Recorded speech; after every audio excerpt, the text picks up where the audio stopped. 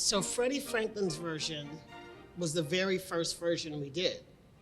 And that was in 1972, in the very first performance. It was the most magical thing I'd ever seen in my life. It was my introduction to ballet. The smell of Nutcracker, to me, was backstage at Jones Hall. And I saw my first ballerina, Soile Vola, doing her thing. That belief in Santa Claus, what that means for kids, right? That's what it was to me. I was fun, I was a young person. It was exciting. There were all the little kids around. It was fun to be around them. And Lauren Anderson was my kid at least once or twice, and she was a child in the Nutcracker for a while. It was fun. The party scene there was in a wealthy family. So we had very elegant outfits, big feathers in our hair, kind of décolleté, low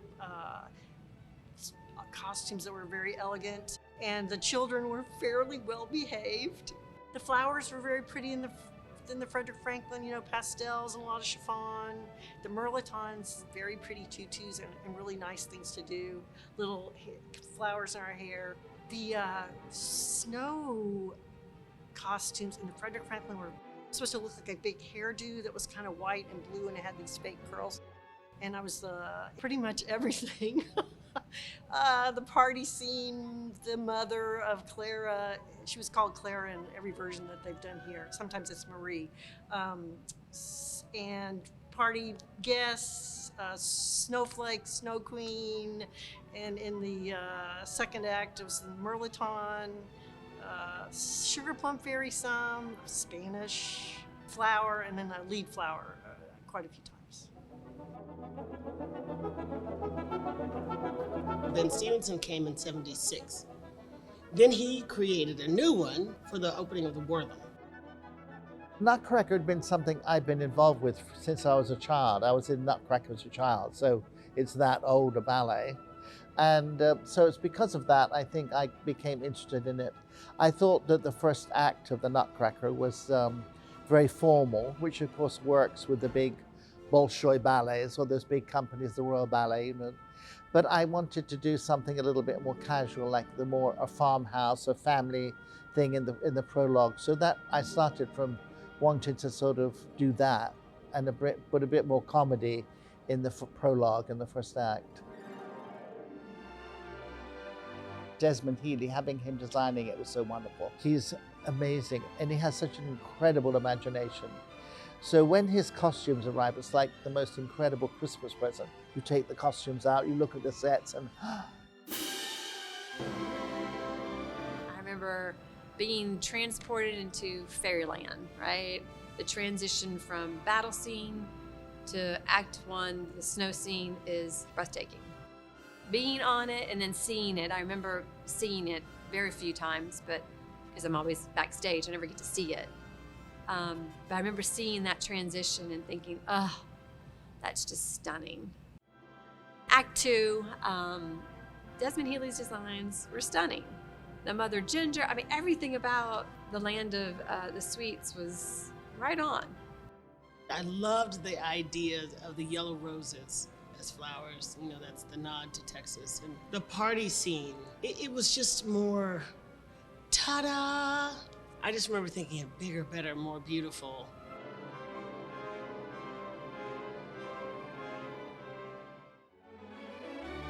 In Ben Stevenson's version of the Nutcracker, the Waltz of Flowers, the lead flower role was really, really fun. It had some really fun lifts and had some kind of scary pirouettes, and I really enjoyed doing that.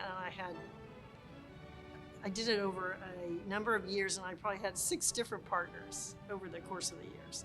I got to do the Sugar Plum Fairy, I got to do the Snow Queen quite a bit, it was beautiful. So I've done the full body that a female could do in this company. A rat, a cook, a snowflake, a flower. I think those are the core roles to Sugar Plum. The Nutcracker is fabulous because you've got a lot of performances and you can give dancers opportunities to dance roles, principal roles or soloist roles for the first time. So you could be a corps de ballet member and be learning or even dancing a principal role, which would be, the principal roles for a female dancer would be the Snow Queen and Sugar Plum Fairy. And then you would have your soloist roles. They would be like the lead flower. They're like the stepping stones to get to more the principal roles. I've done every female role in the Nutcracker except for Clara and Clara's mother. So every time I did a different role, it felt like a new opportunity to show myself and to have a voice as a dancer. Being able to explore the different roles within just one ballet, and you get snippets of it, and then having to know the difference between what a Snow Queen is and what a Sugar Plum Fairy is, having those intricacies, the subtleties that are provided within those roles and the music, really sets you on a trajectory each year as it comes around. It's a marker. Where are you? Reassess. Where are you as a dancer, and what challenges can you pursue? So I think Nutcrackers kind of encompasses a lot of that because it comes around every year for a dancer.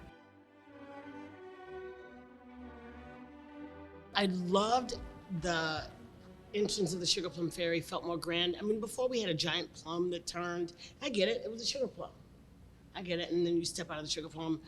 But the flowers had to turn that plum, and as you stepped out, you had to be careful because it was on rollers, it wasn't spiked because they have to move it. And this one, the Sugar Plum Fairy's on a throne. We had flying cooks.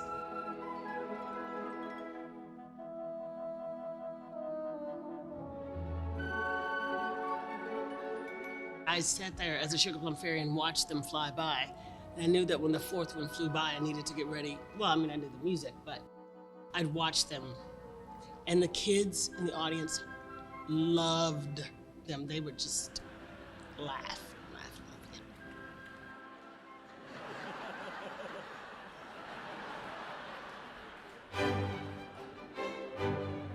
We did something called the Nutty Nutcracker. Well, I remember when it started. Ben decided to surprise the girls and come on as Bumblebee in the flowers. It became something different, and it became something different so much so we had to advertise, this is the Nutty Nutcracker. And it was such a hit that it sold out sometimes before any other show did. For quite a few years, I was Tina Turner. I was always mom, so I was Marge Simpson. I've been Hillary Clinton. I've been everybody. The Nutty Nutcracker was just kind of a free-for-all. Let's just make this as funny as we can. Whatever happened in pop culture at that time is what we did. From the Monica Lewinsky scandal to Prince, and then becoming a symbol. It was fun. Ben, when he came out as the Sugar Plum Fairy, the Cavalier had one Sugar Plum Fairy, and then another Sugar Plum Fairy, and then at the crescendo, there was Ben ready for the big lift. I mean, how funny is that?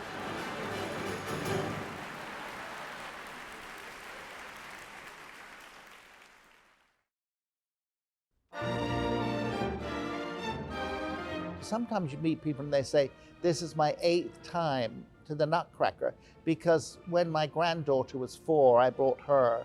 And now my other grandson is so I brought him. And then also all my kids want to come, then their kids want to come. So somehow it's a growing thing. So it's interesting how people over the years, some grandmothers came when they were little girls, you know.